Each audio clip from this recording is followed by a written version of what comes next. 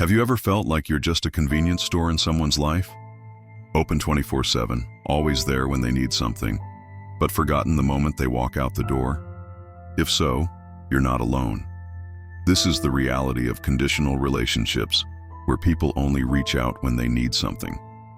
It's a phenomenon that's become all too common in our hyper-connected, yet emotionally distant world. Hello, today we're diving deep into the psychology of these one-sided connections.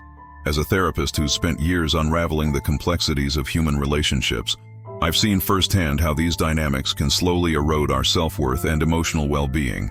So let's peel back the layers and explore why people only seem to remember us when they need a favor.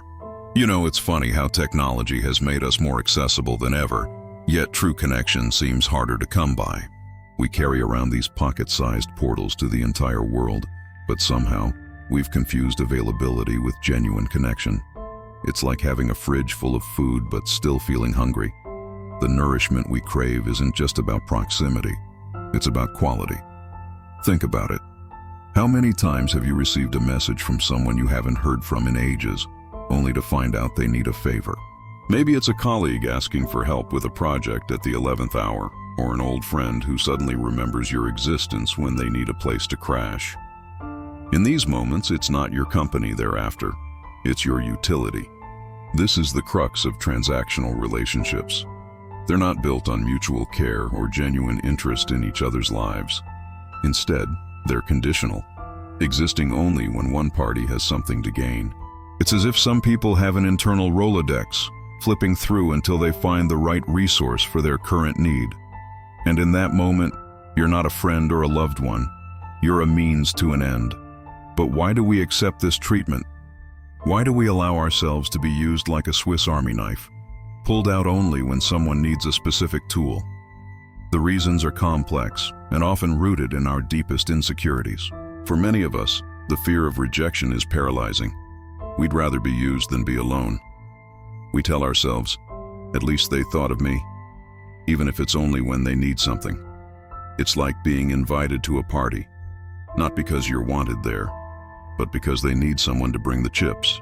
You go, hoping that maybe this time you'll be seen for who you are, not what you can provide. Then there's hope, that eternal optimist living in our hearts. We cling to the belief that if we just keep showing up, keep being helpful, they'll eventually see our worth beyond our usefulness. It's like watering a plastic plant, hoping that one day it'll bloom. But relationships, like real plants, need mutual nurturing to grow. Low self-worth is another culprit. When we don't value ourselves, we accept scraps of attention as if they were feasts. We might think, well, at least I'm good for something, not realizing that we deserve so much more than to be someone's backup plan or last resort. And let's be honest, sometimes it feels good to be needed, even if it's not for the right reasons. It gives us a sense of purpose, a role to play. But it's a hollow victory, like winning a race where you're the only participant. The emotional toll of these one-sided relationships is heavy.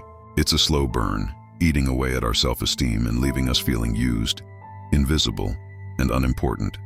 Have you ever found yourself staring at your phone, wondering why it only lights up when someone wants something from you? That ache in your chest, that's the weight of unmet expectations and unreciprocated care. Over time, resentment builds. You start to dread the ping of a message, wondering what demand it will bring. Anxiety creeps in as you realize your value to certain people is measured only by what you can do for them, not who you are. And eventually, emotional burnout sets in. You're exhausted from giving, from being on call for people who wouldn't even pick up if you called them in need. So how do we identify these people in our lives? It's not always easy, especially when we're clouded by hope or loneliness. But there are signs. They're the ones who go radio silent when you need support, but resurface with lightning speed when they need a favor. They're the friends who never ask how you're doing unless it's a prelude to asking for help. They're the ones who always have a crisis that only you can solve, but are mysteriously absent when you're the one in crisis. It's like being in a one-person book club. You're always reading their story, but they never bother to open yours. So what can we do? How do we set boundaries without drowning in guilt? It starts with recognizing your worth. You are not selfish for expecting reciprocity in relationships. You are not unkind for protecting your energy. Start small. Stop responding immediately to every request. It's okay to take your time, to consider whether you actually want to help or if you're just falling into old patterns. Practice saying no, politely but firmly. I'm sorry, but I can't help with that right now. It's a complete sentence, and you don't owe anyone an explanation beyond that. Redirect conversations when they veer into request territory. Ask them how they're doing, what's new in their life. If they persist in asking for favors without showing interest in you, it's okay to call it out. I've noticed we only talk when you need something. I value our friendship and would love to connect more often, not just in times of need.